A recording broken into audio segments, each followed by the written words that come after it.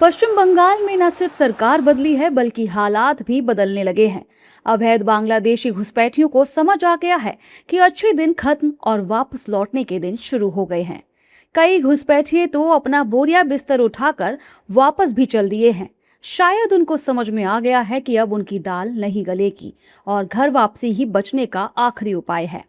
वहीं देश के गृह मंत्री अमित शाह ने भी दो टूक कह दिया है, जो लोग अवैध रूप से भारत में प्रवेश कर चुके हैं वो खुद ही वापस लौट जाएं, क्योंकि यदि वो ऐसा करते हैं तो सरकार उनके खिलाफ कोई कार्यवाही नहीं करेगी। कि जो घुसपैठ कर अवैध तरीके से आए हैं वो अपने आप जहां से आए हैं वहां वापिस चले जाए। अगर वो अपने आप चले जाते हैं तो बंगाल सरकार भी उन पर कोई केस नहीं करेगी, जाने के लिए उनकी सहायता भी करेगी। और मैं आशा रखता हूं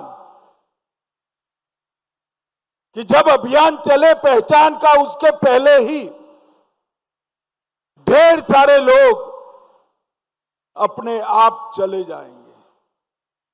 हमारी सरकार का संकल्प है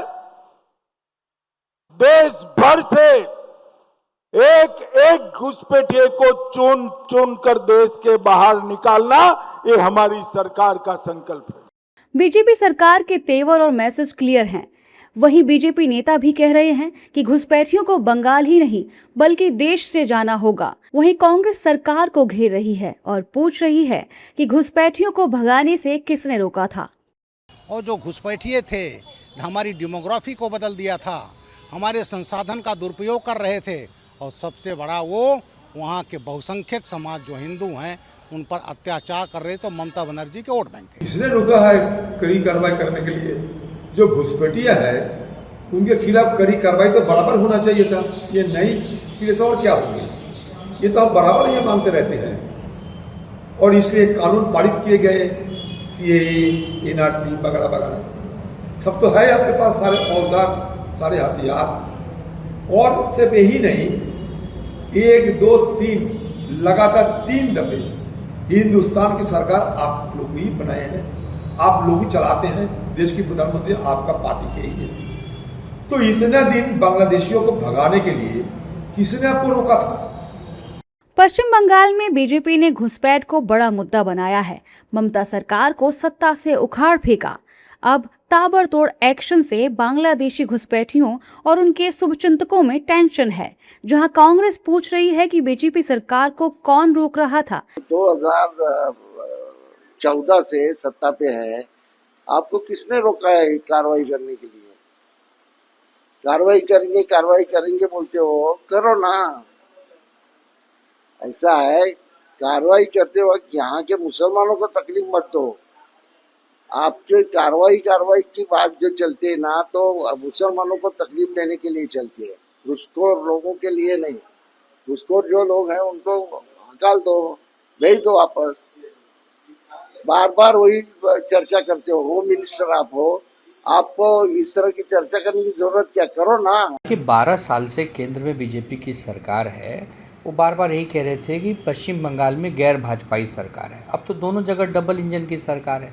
अब भी अगर बांग्लादेशी नहीं जाएंगे, घुसपैठिए नहीं जाएंगे, तब क्या किया जाए? उनको भेजना ही चाहिए और इस विषय को ख़त्म करना चाहिए, क्योंकि हमारे देश में जो आबादी है पहले हम उनके लिए काम करेंगे, हम घुसपैठियों के लिए काम करने के लिए नहीं बने हैं। लोग जो अवैध रूप से भारत में निवास कर रहे हैं उन्हें भारत छोड़ देना चाहिए। नागरिकता के अगर आपके पास वैध कागजात नहीं हैं या पात्रता नहीं है तो 1955 के भारत सरकार के नागरिकता अधिनियम का जो प्रावधान है उनका पालन किया जाएगा और आपको भारत से बाहर निकाल दिया जाएगा। और इसके लिए जिस तरह से बॉर्डर फेंसिंग से लेकर तमाम तरह की कार्रवाइयाँ जारी हैं, स्पष्ट है ये संकल्प जिस तरह से माओवाद और नक्सलवाद के उन्मूलन की दिशा में भारत सरकार को बड़ी सफलता मिली। आप देखेंगे अवैध जो प्रवास करने वाले लोग हैं उनके खिलाफ भी ऐसे ही निर्णायक पहल होने जा रही है। भारत में घुसपैठियों के दिन पूरे हो गए हैं। जो खुद से जाएंगे उन पर नो एक्शन और डटे रहने की कोशिश करेंगे, उनके इलाज का पूरा रोड मैप तैयार है। बस अब ये देखना होगा कि घुसपैठिए मुक्त भारत कब तक बनता है।